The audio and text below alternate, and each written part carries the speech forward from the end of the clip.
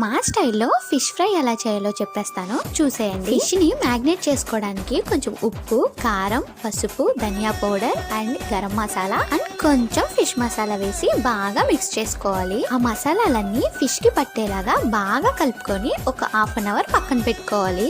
వీడియోలో చూపిస్తున్నట్టు ఒక్కొక్క ముక్కని తీసి దానికి బాగా మసాలా పట్టేలాగా కలుపుకోవాలి. ఇంకా అంతే, హాఫ్ అన్ అవర్ తర్వాత దాన్ని తీసుకొని ఫ్రై చేసుకోవడమే. చాలా మంది ఫిష్ ని మ్యాగ్నేట్ చేసినప్పుడు అందులో పెరుగు వేయరు, చికెన్లు అయితే వేస్తారు.